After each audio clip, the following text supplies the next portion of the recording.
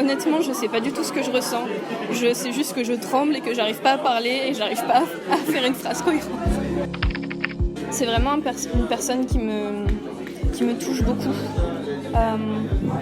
En fait, ça part vraiment d'un truc tout bête, c'est que je fais de la danse depuis que je suis toute petite, depuis que j'ai 6 ans.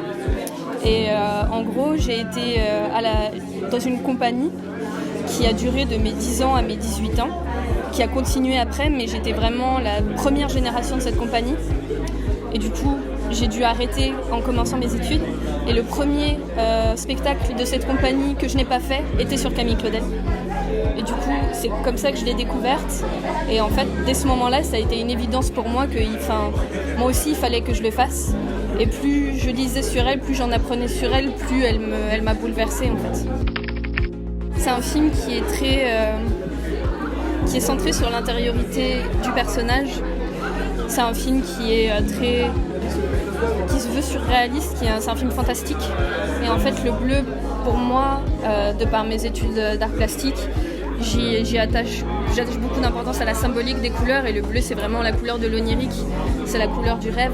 Et du coup, c'était une évidence. Et en plus, vu que le film se passe de nuit, il y a vraiment un côté, ça renvoie tout de suite à tout l'imaginaire du cinéma fantastique, du cinéma surnaturel.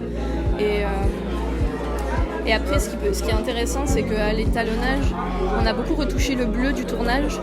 Le bleu du tournage était beaucoup plus bleu marin, très très profond. Et en fait, je trouvais ça plus intéressant que ce soit un bleu beaucoup plus pâle, presque blanc, parce que ça fait que Camille et ses sculptures, c'est presque des fantômes en fait. C'est vraiment des silhouettes un peu vaporeuses et je trouvais que ça reflétait vraiment la fragilité de son personnage et de l'état dans lequel elle est au moment où le film se passe.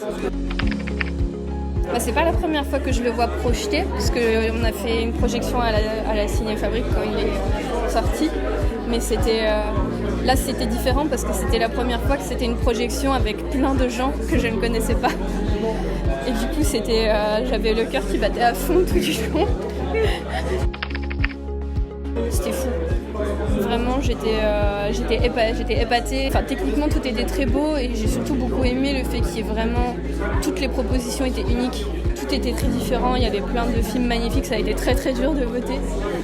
Et je suis très contente que ce soit les Inconcelables qui gagnaient. J'avais voté pour eux. C'était ton favori. Oui. J'ai beaucoup aimé aussi Golden Sea avec le poisson. Je l'ai trouvé hyper créatif. Enfin, le fait qu'il n'y ait aucun dialogue et que tout passe par l'image, le montage et les sons, c'était trop trop beau et hyper efficace.